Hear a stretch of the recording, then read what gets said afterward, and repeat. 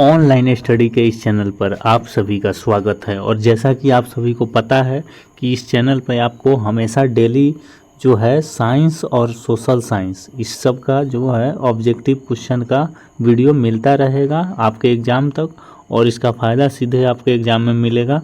ठीक है, तो चलिए हम जो है आज इस वीडियो में जो है एसएसटी यानी कि सोशल साइंस का जो है ऑब्जेक्टिव लेकर आए हैं। इसमें जो है देख लीजिए, शुरू से देखिए, अच्छा से देखिए और समझिए। नहीं समझ आए तो दोबारा देखिए इस वीडियो को। चलिए इसमें पहला पहले पाठ का नाम देख लेते हैं। पाठ का क्या नाम है कि प्रेस। पाठ का नाम है प्रेस, संस्कृति एवं राष्ट्रवाद, इस पाठ का नाम है। और इस पाठ में जितने भी ऑब्जेक्टिव बनते हैं वीवीआई उस सभी को इसमें कवर कर रहे हैं हम। तो चलिए आइए पहले प्रश्न से शुरुआत करते हैं। पहला प्रश्न है कि भारत में प्रेस का जनक किसे कहा जाता है।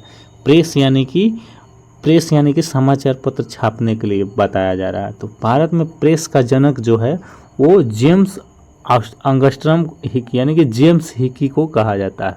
किसे?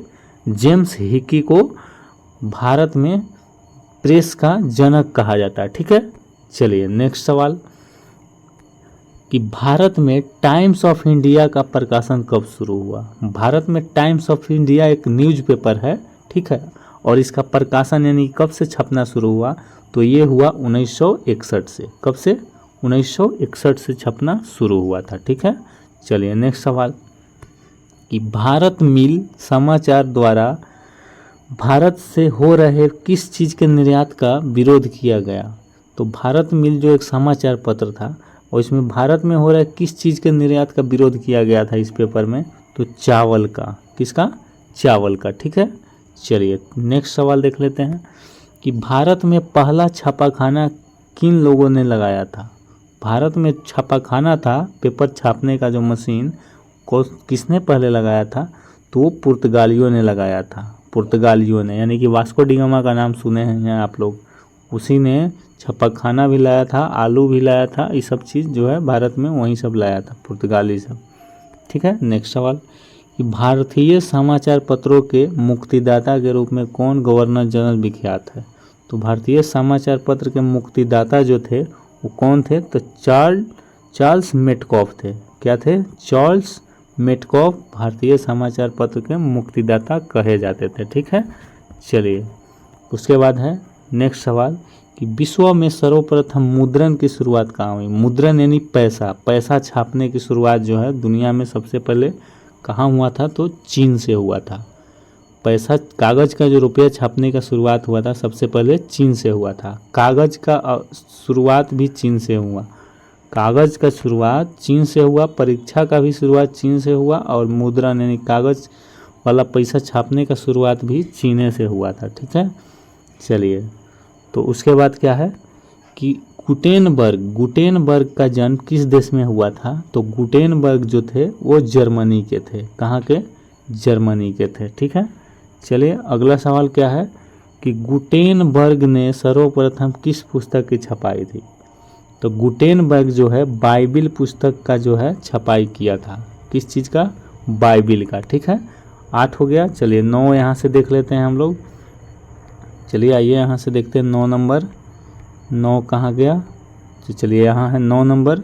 9 नंबर में क्या बोल रहा है कि 1857 में बाल पुस्तकें छापने के लिए प्रेस किस देश में स्थापित किया हुआ, यानी किस देश में स्थापित हुआ था, तो फ्रांस में जो है 1857 में बाल पुस्तक छापने के लिए जो है कहाँ प्रेस लगाया गया था, तो फ्रांस में लगाया गया था। तो इसका राइट आंसर क्या हो जाएगा? फ्रांस। ठीक है, चलिए 10वां नंबर है कि 1821 ईस्वी में संवाद कौमुदी जो है इसका प्रकाशन किसने शुरू किया था।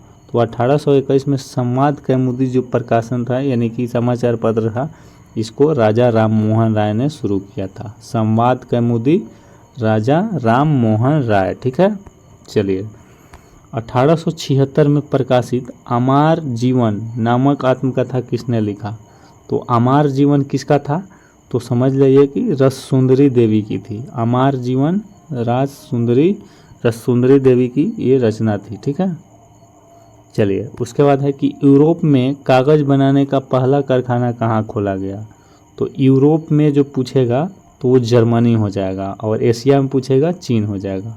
यूरोप में कागज़ बनाने का पहला छपाखाना कहाँ शुरू हुआ था? जर्मनी में। ठीक है, चलिए नेक्स्ट सवाल कि जापान में छपाई की तकनीक किनके द्वारा लाई गई? जापान में जो है छपाई का तकनीक यानी कि सिस्टम कौन लाया था? तो चीनी बौद्ध भिक्षुओं द्वारा। चीनी बौद्ध भिक्षु जो थे जापान में छपाई का सिस्टम ले जाके बैठाया था। ठीक है, चलिए नेक्स्ट सवाल कि जापान की सबसे पहले पुरानी पुस्तक डायमंड सूत्र कब छपी थी? तो जापान की पहली पुस्तक थी जिसका नाम था डायमंड सूत्र, वो कब छपाया था? तो 868 ईस्वी में। समझिए कितना पुराना है।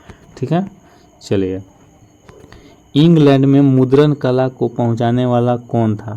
तो इंग्लैंड में मुद्रण कला को जो है कैक्सटन ने पहुंचाया था। विलियम कैक्सटन इसका नाम था। वो इंग्लैंड में मुद्रण कला यानी कि कागज़ के पैसा को चलाया शुरू में, कैक्सटन। और याद रखिए, हाँ यही हो जाएगा। और प्रिंटिंग मशीन जो प्रिंट होता है ना कागज़ वगैरह, उस मशीन को भी विलियम कैक्सटन ने ही बनाया था। ठीक है, चलिए उसके बाद है रूसो कहाँ का दार्शनिक था?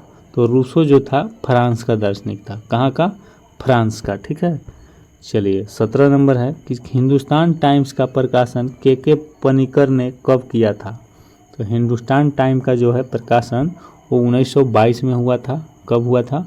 1922 में। ठीक है, चलिए नेक्स्ट सवाल कि हिंदुस्तान रिव्यू को अंग्रेजी मासिक रूप में किसने प्रकाशित किया था? तो हिंदुस्तान रिव्यू को जो है अंग्रेजी में जो है डॉक्टर सच्चिदानंद सिन्हा ने शुरू किया था। किसने? डॉक्टर सच्चिदानंद सिन्हा ने। ठीक है, देखिए इस वीडियो को लाइक कीजिए, तब जाकर हम मोटिवेट होंगे तो आपके लिए अगला वीडियो बनाएंगे। और आपके लाइक करने से आपका कुछ ज़्यादा नहीं है, बल्कि हम मोटिवेट होते हैं तो आपके लिए ऐसे ऐसे वीडियो और लाते रहेंगे। इसलिए इस वीडियो को लाइक कीजिए और चैनल को सब्सक्राइब कर लीजिए और दोस्तों को भी शेयर कीजिए ताकि उसको भी इसका फ़ायदा मिल सके। चलिए 19 नंबर है कि हरिजन पत्रिका का प्रकाशन किसने आरंभ किया था? तो आपको पता है कि हरिजन जो है वो महात्मा गांधी के द्वारा शुरू किया गया था। किसके द्वारा? महात्मा गांधी के द्वारा। ठीक है, चलिए गद्दर का प्रकाशन किसने किया? तो ये सभी जो है समाचार पत्र का नाम है, उसको प्रकाशन कौन किया था? तो लाला हरदयाल। किसने?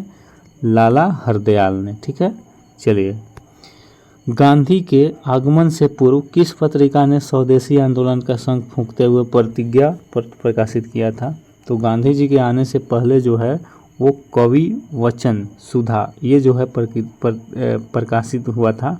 इससे लोग जागरूक हुए थे और देश को आज़ाद करने के लिए आगे आए थे। ठीक है, चलिए नेक्स्ट है कि कामरेड का प्रकाशन किसने किया? तो आपको पता है कि कामरेड जो है मोहम्मद अली के द्वारा लिखा गया है। कामरेड किसके द्वारा लिखा गया है? मोहम्मद अली के द्वारा। ठीक है, चलिए उसके बाद है केसरी समाचार पत्र का प्रकाशन किसने किया था? तो केसरी जो है बाल गंगाधर तिलक के द्वारा लिखा गया एक समाचार पत्र है केसरी। ठीक है, याद रखिएगा।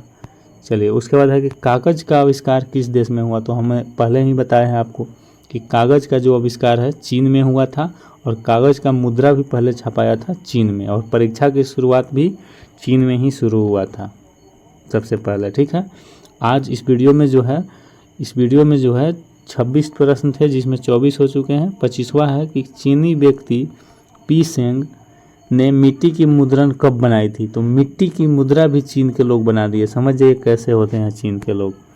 तो मिट्टी की मुद्रा कब बनाई थी? तो 1041 में चीन के एक व्यक्ति थे जिनका नाम था पी सेंग। उन्होंने मिट्टी की मुद्रा बनाकर चलाई थी। ठीक है, लेकिन वो सक्सेस नहीं हुआ क्योंकि कोई भी बना देता, इसलिए 1041 में वो बनाए और ख़त्म भी हो गया। चलिए नेक्स्ट आज के लिए लास्ट सवाल जो है 95 स्थापनाएँ किसकी रचना है? तो ये जो है मार्टिन लूथर की रचना है। तो आज इस वीडियो में इतना ही। बस आपका अगर इच्छा है तो आप कमेंट में लिखिए, हम आपके लिए अगला वीडियो लेकर आएंगे। तब तक के लिए इतना ही, धन्यवाद।